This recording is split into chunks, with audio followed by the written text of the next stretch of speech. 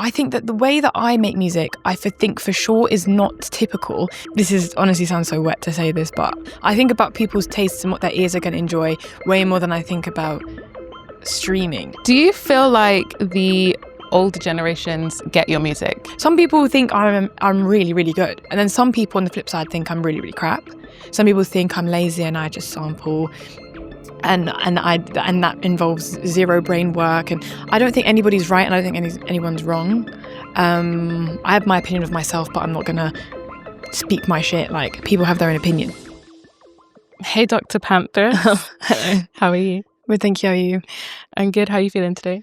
I'm pretty tired, but I'm pretty good though. Yeah. Okay, congratulations on the mixtape. How are you feeling that it's out in the world now? No, I'm really happy that so many of the people that I've always wanted to, there's a lot of them that I put on the remix project that I've always wanted to work with, so I'm just really happy it's out there. When I saw it, I was like, stop it. Kate Trinada, Kylie Minogue, all these mixes. How did you even begin to shortlist? I just wanted to be tasteful, and then I also wanted it to make sense with whatever song it was, so I wasn't necessarily trying to aim for like, I was trying to, when I would listen to a song, I'd be like, who can I actually realistically hear on this? And that was how I basically short. And for me, I'm always very direct. I don't know exactly what I want when I listen to something, I can already hear what it's going to sound like before. So I was like, it was pretty easy, honestly.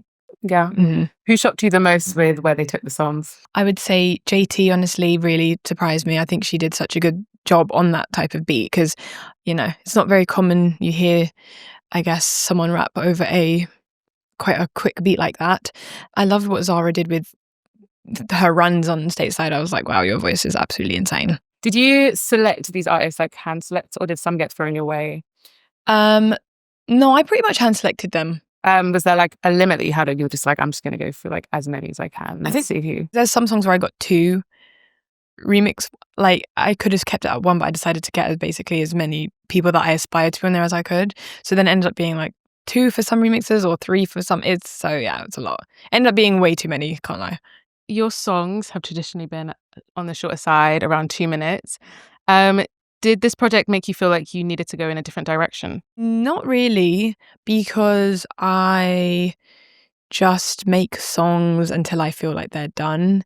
And I don't necessarily try to factor in rules into my music making, because it makes me feel quite scared and limited.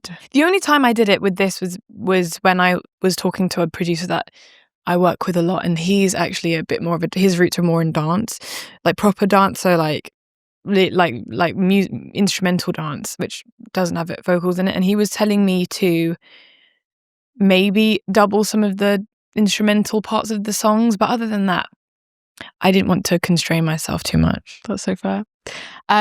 With your track with Okelu, I was watching some of her YouTube videos, love her, and someone in the comments commented that she makes music for gnomes, like gnome music, which I thought was kind of cute. What, like those tiny things? Yeah, like mythical creatures. Okay. Your music to me feels quite like romantic, otherworldly. If PinkPantheress was to live in the mythical realm, where do you think it would fit? What would it look like? I think it would look like, I think I'd be a unicorn. There you go. I see it. And I've thought about this a lot, and I'm not joking. I sometimes go to sleep thinking about it.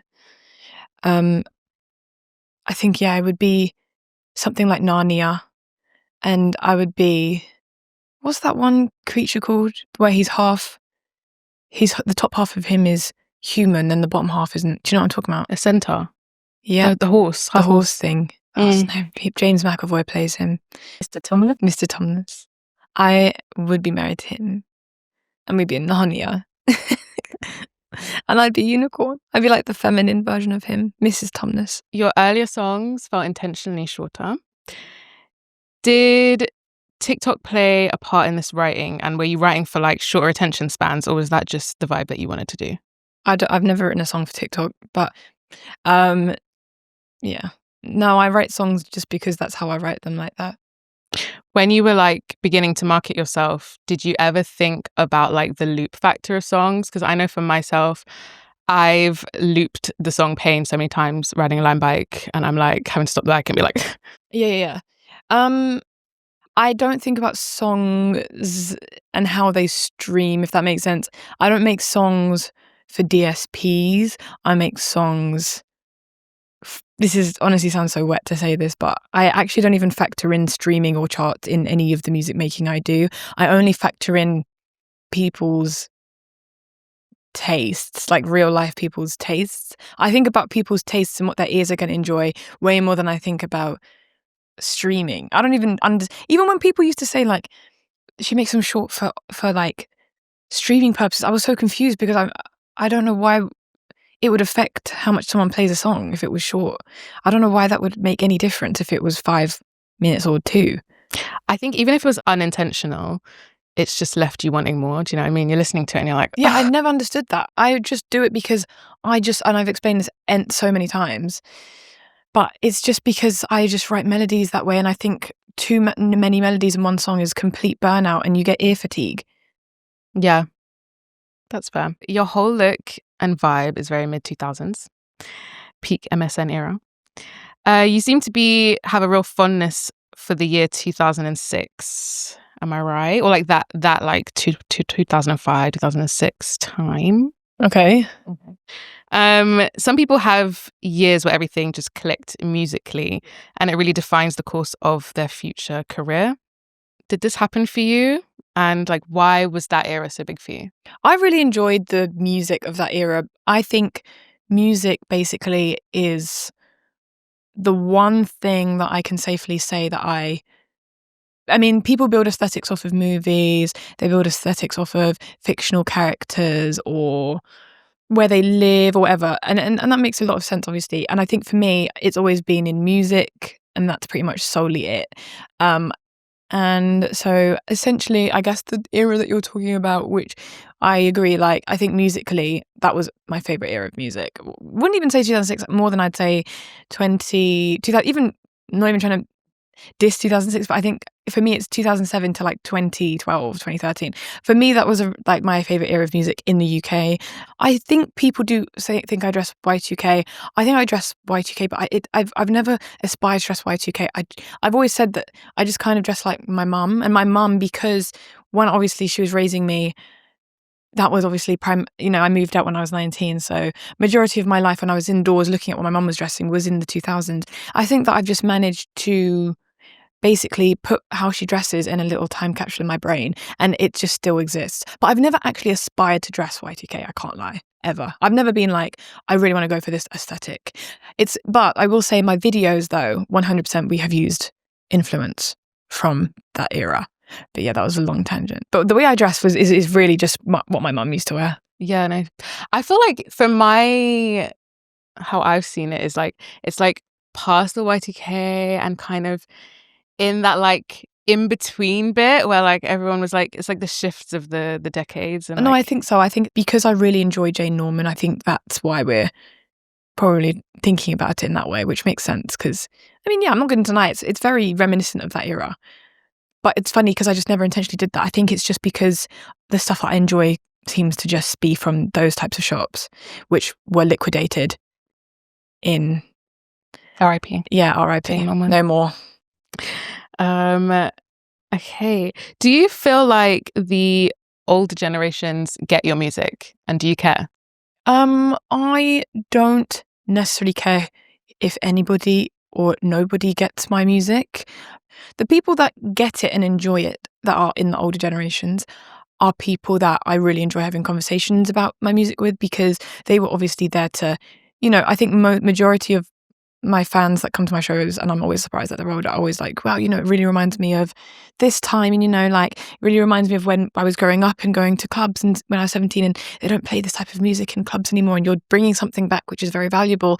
And that means the most to me, because I guess, I feel like there was never that much of a spotlight in some of the genres that I pick up on, not all of them, but some of the genres that I do. I feel like it was never given a big enough platform. So I think to kind of repurpose it and give it to maybe a younger generation that, might let it exist in a more worldwide facet is very, I think people appreciate it. And I'm very happy to do that when I can and where I can. Yeah. No, I love that. That's kind of like a love letter to those artists and those eras, and yeah, just bringing it to younger ears, to people that might not have gone and done their own work. Yeah. Do you see yourself as part of electronic music's evolution? I hope so. Do you think that people think that you're breaking any rules, or you just like naturally fit into like the timeline of how it's moving? I would like to think that people thought I was breaking rules. If I am breaking rules, it's a different thing altogether. And I think because people have such different musical experiences, and you know, some people who watch something like this, which is a musical based kind of platform that you guys have, these half might be people that are very well versed in absolutely every genre of music and absolutely every artist and what programs they use. They might have a vinyl collection at home. They might play an instrument themselves. And then half the people watching this might not listen to anything to do with drum and bass jungle, but they might not even know what they are. They might just think, oh, this is just British music, which I don't know anything about. So it really depends who we're talking to. Some people will say, wow, she is... I've heard people call me a bloody genius, and I'm like, wow, that's interesting. Wow, I'll take it though. Some people think I'm really, really good. And then some people on the flip side think I'm really, really crap. Some people think I'm lazy and I just sample. And that involves zero brain work. And I don't think anybody's right, and I don't think anyone's wrong. I have my opinion of myself, but I'm not gonna speak my shit. Like, people have their own opinion, so I'm just not going to tell them they're right or wrong.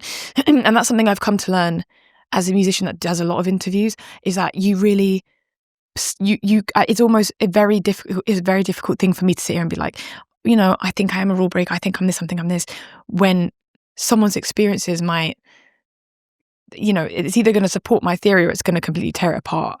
And I just don't think I'm in the position to argue with everybody online about what I am. I think that the way that I make music, I think for sure is not typical, because there's a lot of processes that I do that, you know, I just don't like. I use GarageBand, and for some people that's completely ridiculous, because it's like, this is a very starter program.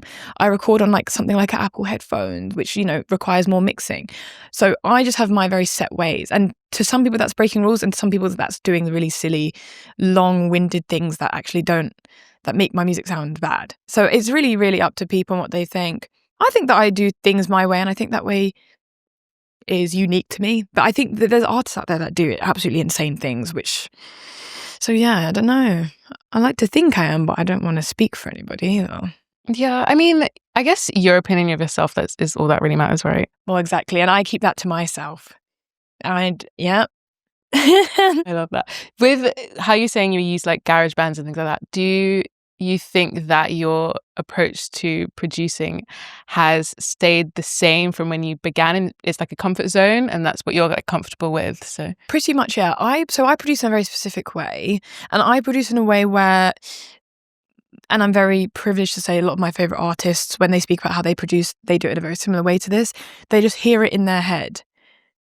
They just hear it in their head and then they just do it. And that's kind of what I do. Some people experiment a bit more. Some of my favorite producers also experiment loads and loads, and then they figure it out in hours or days, months, whatever. But I'm the type of person where it's in my head. I know exactly what it needs to sound like. And if it's something like a synth, I'll do it myself. If it's something like a piano, whatever. If it's any instrument that I can play on a keyboard, I will do it myself. If it's drums, I cannot do drums. I'll get someone else to do drums. I'll just be like, can you make them this? And then they'll do it. If it's live guitar, I have to get someone else to do it. But no, I literally feel like my production has just stayed the same. I do a lot of reference. So I have this weird thing where I can listen to any song and I can know, and I can find, I don't know, it's one of the only skills I have where I can be like, okay, this is the only genius shit I might be able to do. If I listen to a song, you show me a song, I will be able to find another song that exists that might be a different genre, from a different decade, from a different artist, whatever, that has the exact same chord in it. So if you play a chord, I'll be like, oh, this chord thing sounds exactly like this, and then I'll play it and everyone will be like, wait, how did you come out? And I'll be like, I don't know. That's my only real good skill when it comes to that. But so what I do is I use a lot of reference melodies. So if I hear something that I really want, I'll be like, okay, I'm pretty sure I've heard what I want in this song and I have to file to in my mind, and it'll be like a very, there was one session where I was like, oh, I think that something like this would sound good, but where have I heard it? Then I realized it was in like a scene in Cat in the Hat for like 14 seconds, and I literally ripped it, and I was like, let's put this in. Then I got someone to replay it. It was crazy, and I hope I don't get sued for that. It was crazy. And that's when I realized, I was like, yeah, I think I do a lot of reference melodies things, right? And that's why I sample a lot and interpolate a lot.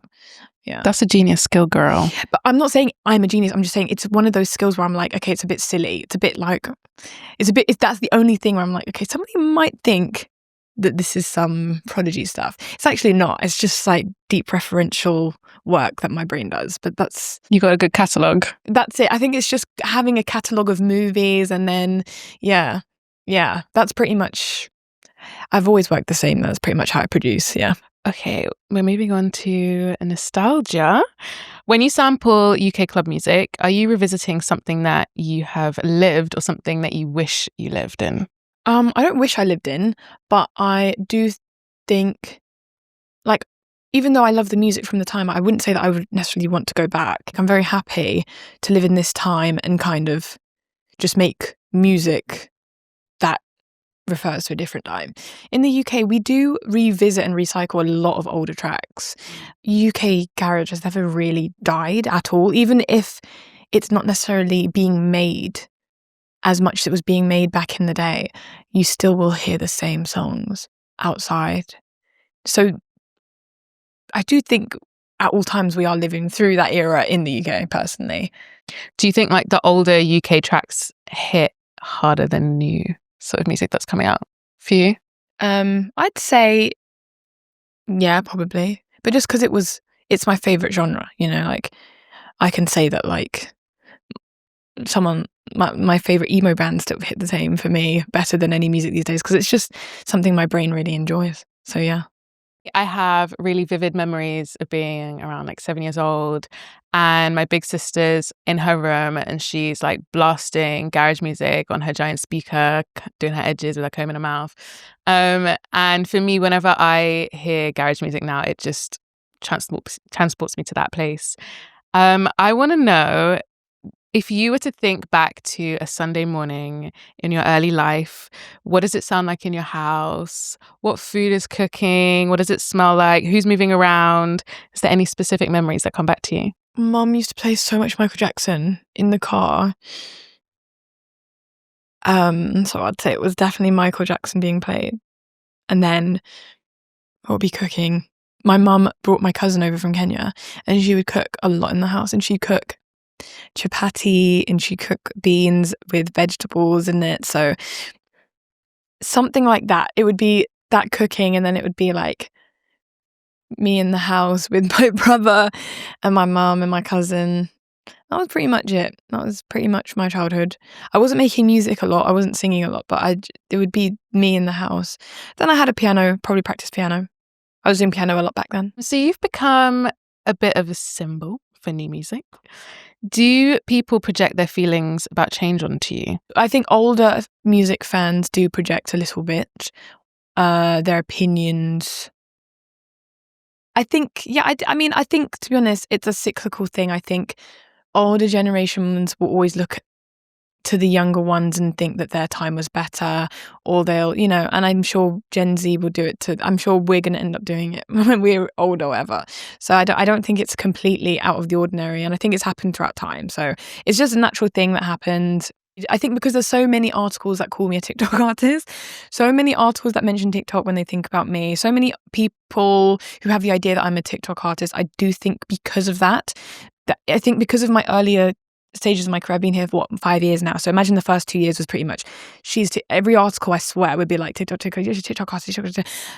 I think when you have that going on for 2 years, people build something in their minds which they don't care to follow up on. So even though now I think that I've definitely broken out of that kind of title of this TikTok, I think that the older generation that don't necessarily follow up will still have that in their minds. And I think that they then will kind of refer to me as that. When you have an artist like me who kind of was birthed from something like that, I think that there's naturally going to be a little bit of, you know, and there's going to be a pushback. Yeah. How does it make you feel? Is it irritating? It's a bit annoying, I personally think, and I'm not here to speak my shit at all, but I do think it's a little bit misguided, because songs of mine that go big are usually show one dimension of me. I think they don't care to look into me any deeper to realize that actually that's only one dimension. So they don't see me as a 3D artist, they see me as a 1D artist with one face. And that face just happens to be bubblegum pop TikTok star who's Gen Z and young. And that's all they see. So that bleeds into then how I perform and what, and how I dress, and people then start going, ugh, like, oh, and they make comments, but they don't actually know who I am or what I represent. And then when it bleeds, but the thing that annoys me is when it bleeds into people calling me dumb, stupid, or miseducated, or shallow, or actually one thing that gets me is when they say that, like, I'm not musically educated. That annoys me a bit because I think that, well, I think I am. I know I am because I've spent years and years, like I'm classically trained pianist and everything, so it just annoys me just a bit because that's the one thing I know I have, is that I know that I'm really know my shit when it comes to music. I know that there's a lot of things that I can't do as a musician that affords me that, that's what makes me sleep at night as well. Okay, cool. But the thing is, I at least I know this. At least I know how to, at least I have this musical gift in my brain that I know how to construct and make a song and play the piano and do all that. So when people come for the one thing I have, it really does get me a little bit, but it's okay. I figured it out over time. I'm just like, yeah, it's cool. Do you think you have anything to prove to them, those people? I don't care to prove to people anything.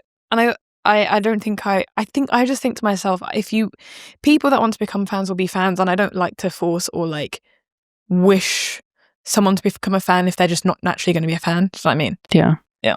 Yeah, that makes sense. I feel like a lot of people can maybe love you one era and then demand a new version of you in another. Do you feel rushed to evolve as an artist? I don't feel rushed at all. I think people have been very gracious with me, which I'm so happy about. I think so. One thing that I really appreciate my fan base for. They're very gracious. They're never too needy, demanding. They always give me space and time. When I first came out and I struggled to do live performances, they were very supportive of me. And I think that on a general scale as well, I think people generally are quite friendly. So I've never felt rushed, no. If the only pressure that I give is from myself. Yeah. Do you think that people connect with you, or like a version that they build up of you through your music? I feel like, weirdly, I think they connect with me. I actually think they connect with me, which is very rare, I feel like. And the only reason I can tell is because they've been gracious towards me. What do you mean by that? What do you mean that they've been gracious towards you? When I do interviews, I'm just very honest. People resonate with honesty. And I think, because I'm a similar age to my fan base, or some, I guess, a part of my fan base, because I think they can resonate with some of the things I say when I try and be honest about the realities of certain parts of being a musician and the vulnerabilities. And even just in the music itself, my music is quite vulnerable, or has been. I just think that they connect with you more as a person than you through your music. I also think that me through my music is kind of the same person. Sometimes it feels like I'm two separate people, but I think actually the more I do it, the more I'm like, it just feels like I just feel like I'm kind of one person. Yeah. I don't know, stuff. Sometimes I feel like I'm two though. When I'm dancing and doing all that, when it's a big show and I'm dancing, I feel like I'm Hannah Montana and put on the wig, take it off when I get home. But I think in general, it's always me. So I think people just see it as me. Okay. That actually leads on to my next question is, would you see PinkPantheress as an alter ego, or no, that's just like you extended? And I think to my fans, it's just me. And I like that. Because I don't want anyone to ever feel that, like, I guess one of the things that I always felt sad about was when I was growing up, my favorite artists, and I'd always be like, I hate the idea of having to separate the two, my favorite artists from their music, because I like it when it feels like it's one person bleeding onto a microphone or bleeding onto a piece of writing music sheet.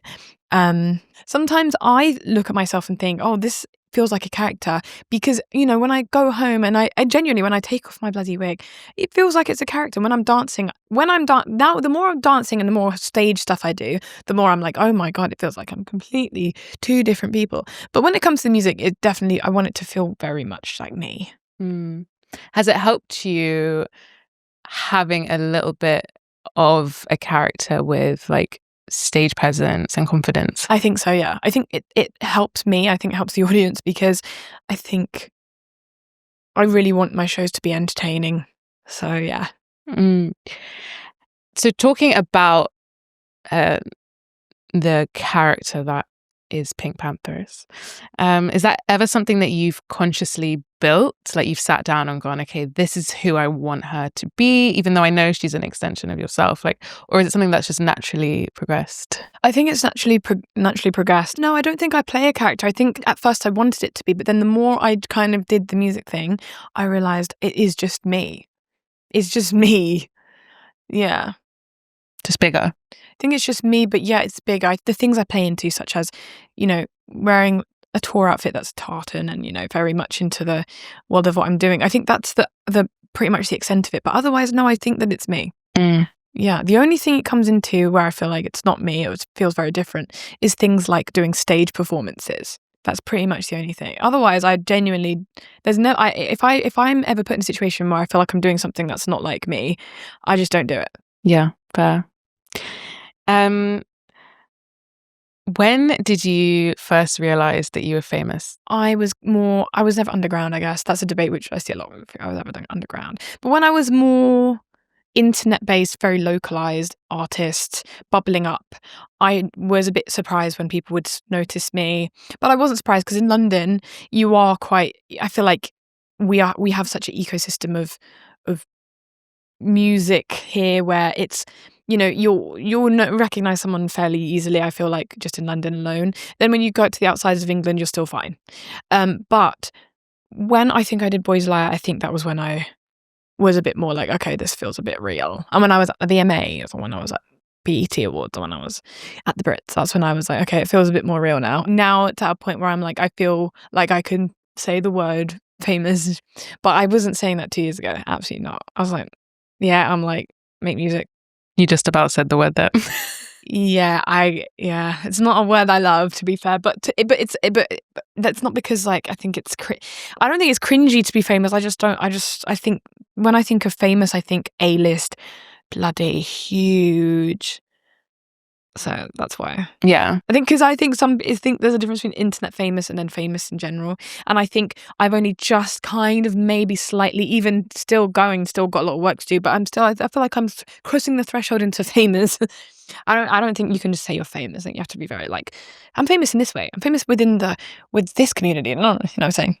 Does the internet community provide like a sense of comfort in a way? I guess it's kind of like a family. Do you want to progress past that? Like, obviously you want to progress past that, but like, are you nervous too? I think so, because I think when you open yourself to, this is what I mean. The internet, because that's where I was born, is very gracious because they've seen me go up. They understand the story because it was all birthed on the internet. When you go, yes, outside the internet, that's where that's the scary world. That's the people that aren't maybe as online savvy, or they're not really as locked in with certain things. And that's where the criticism opens up to a wider thing where suddenly it's like, oh God. And yeah, I'm honestly kind of scared.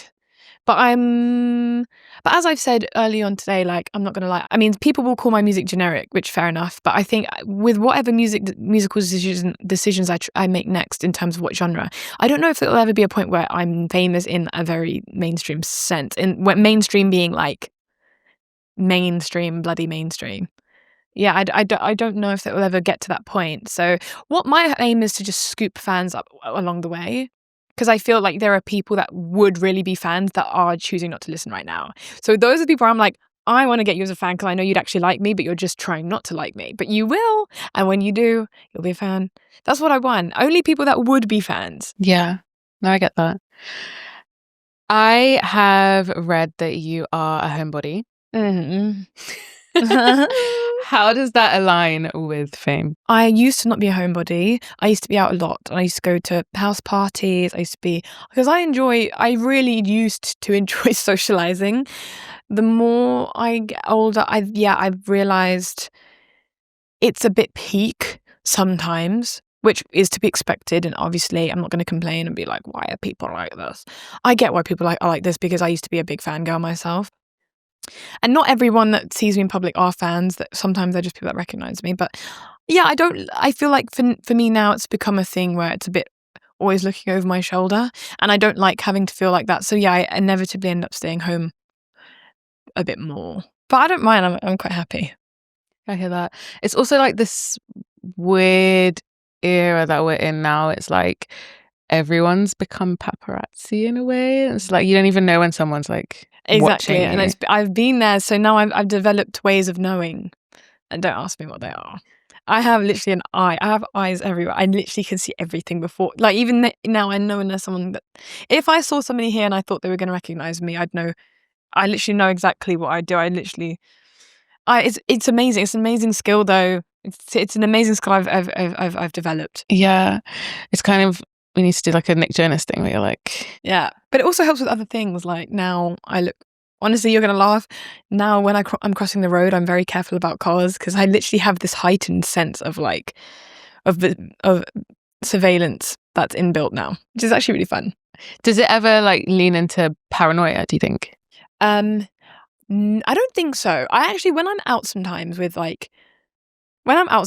friends or whatever, like my man, we'll be going out and like I'll always hear someone say like, "Oh, you're like paranoid, you're being paranoid." I'm like, and I'll be like, I'll say out loud, I'll be like, "You think that, but actually I'm not."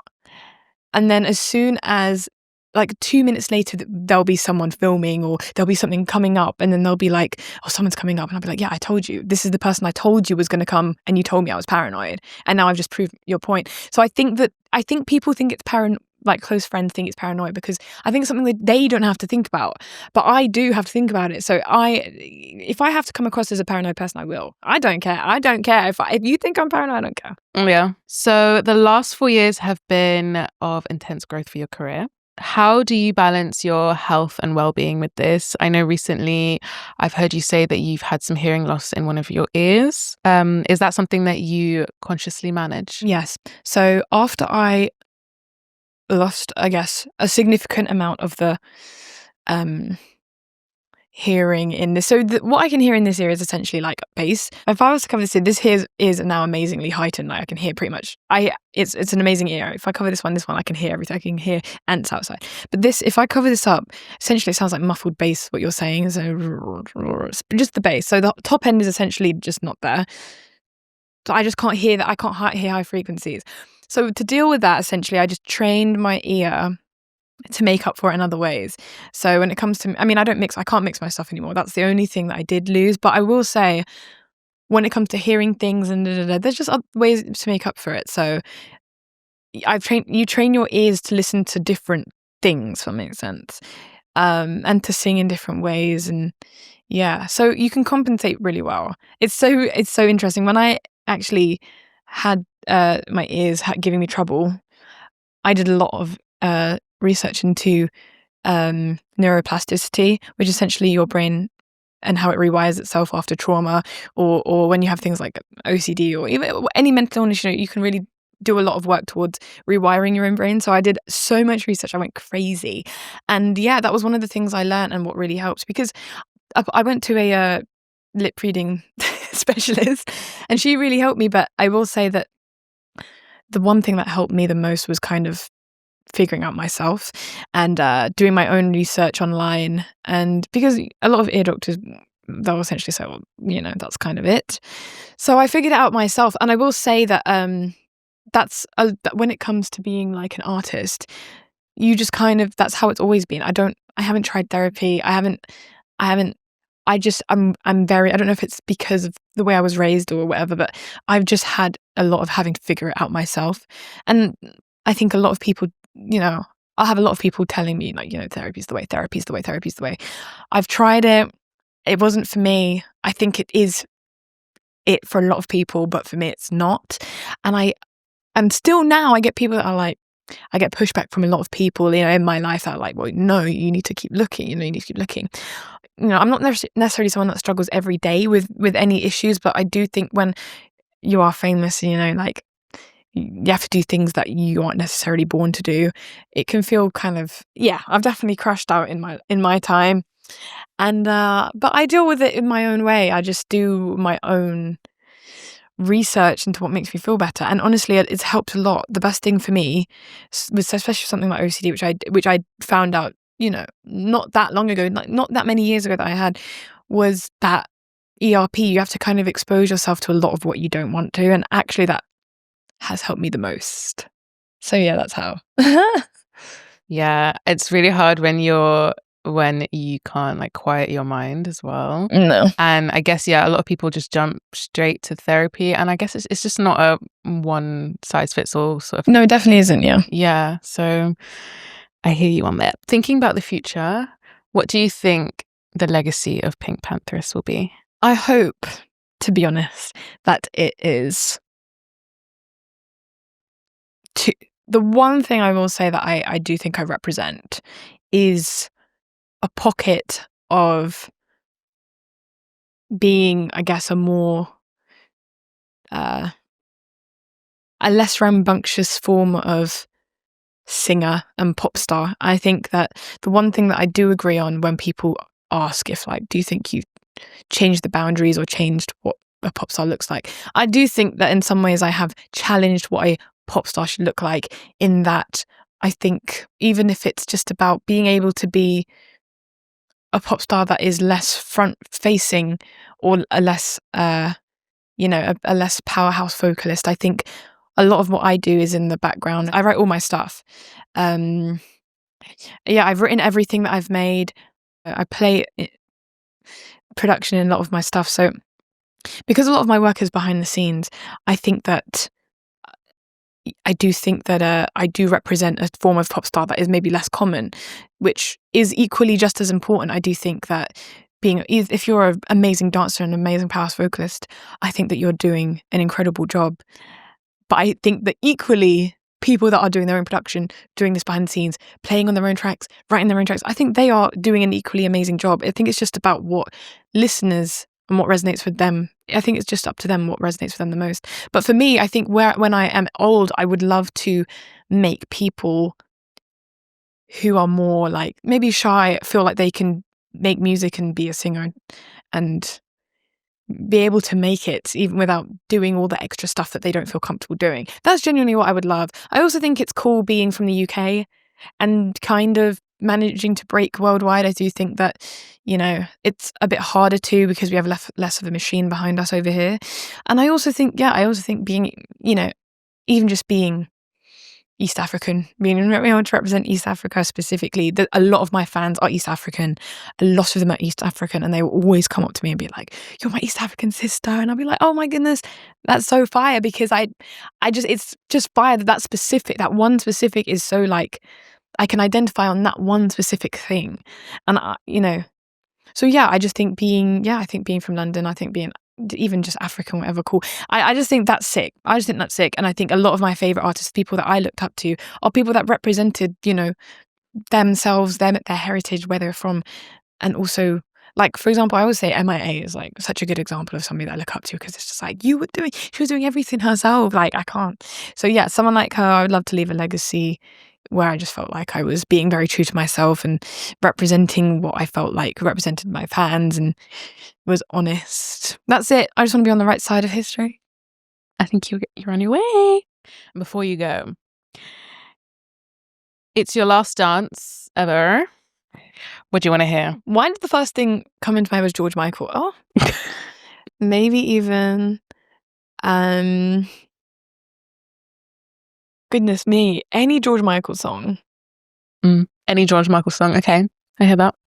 And we ask every guest to make a wish about electronic music. What would your wish be? I hope we have the biggest year we have for electronic music in the next few years. That's it. I would love to see electronic music, whether it's EDM, whether it's flipping garage, whether it's flipping dubstep. I would love to have the biggest year in electronic music. happen again. Because you know what I was thinking when you answered me out was, when was the last time it was there was a year, I can't remember what year it was, if it was 2016, where it was just flooding the thing. And like, I always feel like people are very hesitant to call someone like a Calvin Harris or call someone like a David Guetta or someone like electronic artist, because maybe they feel like they're too mainstream to be considered so.